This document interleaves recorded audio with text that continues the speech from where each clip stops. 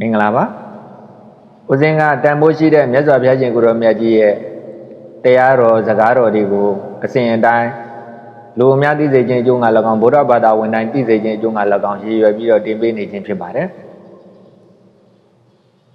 မြတ်စွာဘုရားရှင်ကိုရောမြတ်ကြီးကအင်္ဂုတ္တရနိကေဒုက္ခနိဗ္ဗာန်သမစိတ်တဝက်၈ခုမြောက်တော့မှာခိုးသူတဘုံအင်အားကြီးမားလာတဲ့အခါမင်းအင်အားနှဲပါပြီးတော့ခိုးသူတဘုံအင်အားကြီးမားလာတဲ့အခါတဲ့အဲ့ဒီမင်းကမြို့တွင်းသို့ဝင်ခြင်းက၎င်းမြို့စုံသို့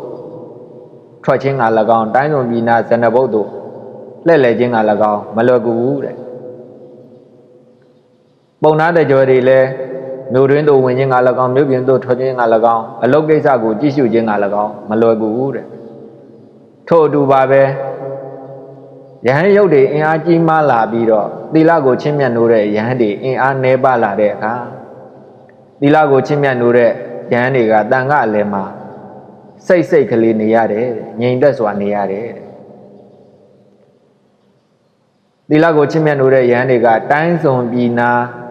ဇဏဘုတ်မှာလည်းနေထိုင်ရတတ်ပါတယ်အဲ့ဒီလိုဖြစ်ခြင်းကလူအများအစည်းအဝါးမဲ့ခြင်းကလူအများမချမ်းသာခြင်းကလူအများအကျိုးမဲ့ခြင်းကနတ်လူတို့ရဲ့အစည်းအဝါးမဲ့ခြင်းကဖြစ်တတ်ပါတယ်အပြန်အနေနဲ့ခိုးသူတဘုံအင်အားနေပါပြီးမင်းအင်အားကြီးမားလာတဲ့အခါအဲ့ဒီမင်းကမြို့တွင်းသို့ဝင်ခြင်းက၎င်းမြို့ပြင်သို့ထွက်ခြင်းက၎င်းတိုင်းစုံပြည်နာဇဏဘုတ်တို့သို့လှည့်လည်ခြင်းက၎င်းလွယ်ကူတယ်အဲ့ဒီနိုင်ငံတွင်းမှာနေတဲ့ပုံနာတဲ့ကြွယ်တွေလည်းမြို့တွင်းသို့ဝင်ခြင်းက၎င်းမြို့ပြင်သို့ထွက်ခြင်းက၎င်းအလုပ်ကိစ္စကိုကြည့်ရှုခြင်းက၎င်းလွယ်ကူပါတယ်ထို့အတူပါပဲယဟန်ရုပ်တွေအင်အားနဲ့ပါလာပြီးသီလကိုချင့်မြတ်လို့တဲ့ယဟန်တွေ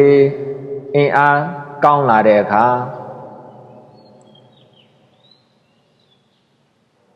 ယဟန်ရုပ်တွေကတန်ခါရဲ့အလယ်မှာ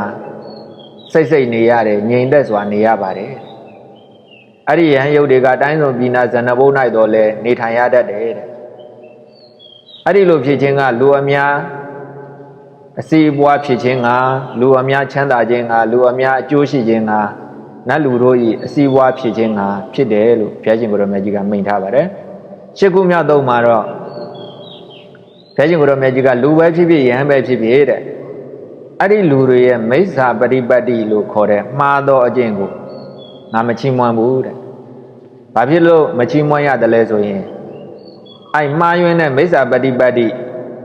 မှားယွင်းတဲ့အကျင့်ကတဲ့ဝိပဿနာနဲ့တကွာမဲ့ဟုသောကုသိုလ်တရားကိုမရနိုင်မပြည့်စုံနိုင်လို့တဲ့။လူပဲဖြစ်ဖြစ်ယဟန်ပဲဖြစ်ဖြစ်အဲ့ဒီလူယဟန်တွေရဲ့မှန်ကန်တဲ့အကျင့်တမပฏิပတ်တိကိုတော့ဘုရားရှင်ကိုယ်တော်မြတ်ကြီးကချီးမွမ်းပါတယ်။ဘာဖြစ်လို့ချီးမွမ်းရတယ်လဲဆိုရင်ဝိပဿနာနဲ့တကွာမဲ့ဟုသောကုသိုလ်ကိုရနိုင်လို့တဲ့ပြည့်စုံနိုင်လို့တဲ့ကျမ်းမာချမ်းသာကြပါစေ။